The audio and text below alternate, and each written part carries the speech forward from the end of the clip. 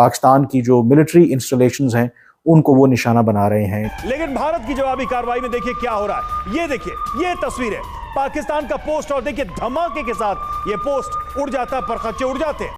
हमें सोच समझ के रिएक्ट करना है, ठीक है, क्योंकि आगे एक बैठा हुआ है। Cost of escalation of conflict is extremely high. Bharat ने पाकिस्तान के खिलाफ एक नई जंग का आगाज किया है, ड्रोन वॉरफेयर। वो पाकिस्तान के तमाम शहरों में ड्रोन भेज रहे हैं जो जाके अपने अपने टारगेट्स को हिट करने की कोशिश कर रहे हैं, मगर पाक फौज और फजाइया की जानिब से उनको मारकर गिराया भी जा रहा है।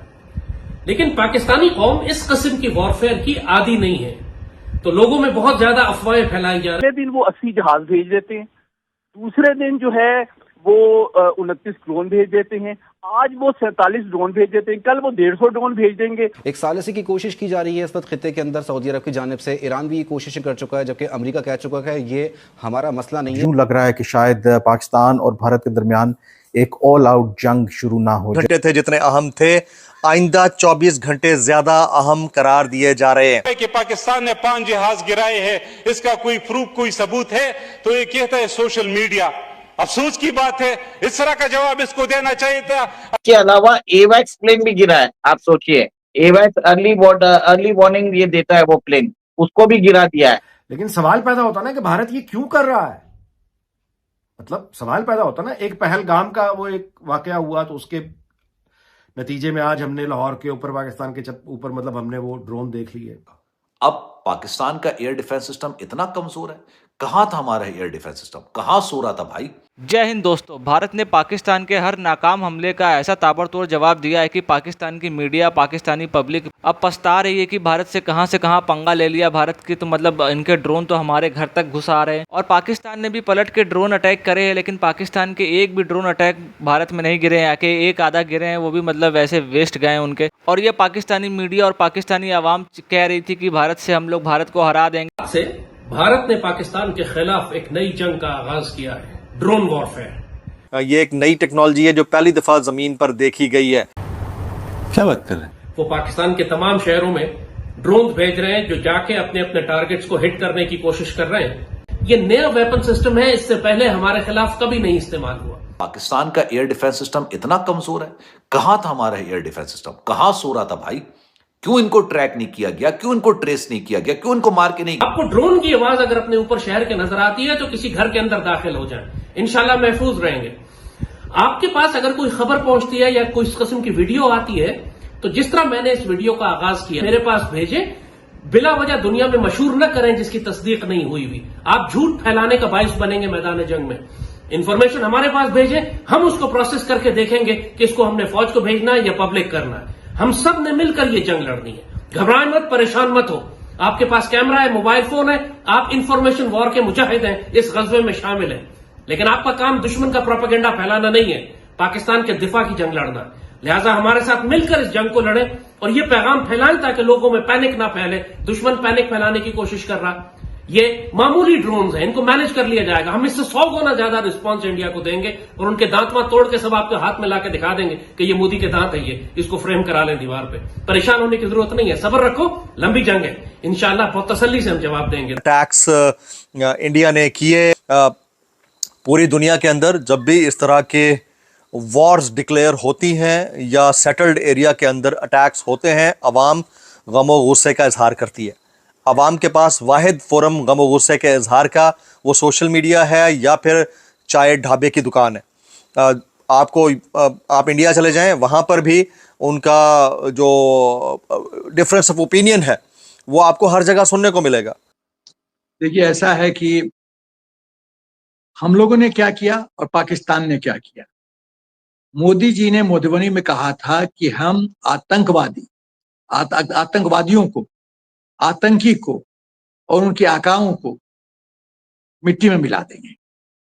तो फेज 1 जो स्टेटमेंट है वो आतंकियों से रिलेटेड है। तो आतंकियों के तो पूरा ध्वस्त कर दिया, 9 सेंटर्स पर अटैक किया। मसूद अजहर का परिवार के 10 लोग मारे गए, उसकी पत्नी, उसके बेटी, सब लोग मारे गए। रौफ असगर है, वो भी मारा गया, जो IC 814 का मास्टरमाइंड कहा जाता है। तो मसूद अजहर ने तो खुद एडमिट किया है इससे अच्छा होता कि मैं मर जाता। तो उसकी इच्छा तो पूर्ति होगी निकटतम भविष्य में, इसमें कोई डाउट नहीं है। लेकिन आप देखिए कि हिंदुस्तान ने कितना बढ़िया मैसेज दिया है वर्ल्ड कम्युनिटी को कि जिसने खता की वो सजा पाएगा। खता की आतंकियों ने तो वो सजा पाए। लेकिन इसमें एक और सेंटेंस मोदी जी ने कहा, वो ये कहा कि जो आकाओं ने उनको मदद की है उनको भी नहीं छोड़ेंगे। लोगों पे ड्रोन हमले किए हैं, ड्रोन उनके पाकिस्तान के अंदर आए हैं। और मैं आपको इंटरेस्टिंग बात बताऊं कि उनके ड्रोन ने पाकिस्तान फौज के 4 लोगों को जख्मी भी किया, फौज के, लाहौर के अंदर, in the city of Lahore. ये थोड़े से क्वेश्चन थोड़े से अनकंफर्टेबल हैं ये समझने के लिए कि पाकिस्तान क्यों उनको प्रीएम्प्ट नहीं कर सका, वो पाकिस्तान की टेरिटरी में कैसे आ गए और वो कैसे घुस गए पाकिस्तान की टेरिटरी में। सवाल बनता है कि उन्होंने कैसे ये देखा कि वो पाकिस्तान की टेरिटरी में जा रहे हैं।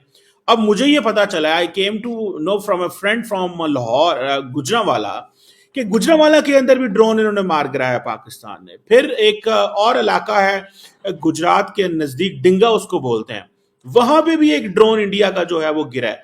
So the point here is कि इंडिया ने ड्रोन वॉरफेयर शुरू कर दी है। इंडियन ड्रोन पाकिस्तान के अंदर घूम रहे हैं एंड इंडियन जहाज नहीं बेच रहे, इंडिया जहाज नहीं बेच रहा। उन्होंने ये फैसला किया है कि हमें जिसे वो कहते हैं ना व्हाट वी रीड, ठीक है जी।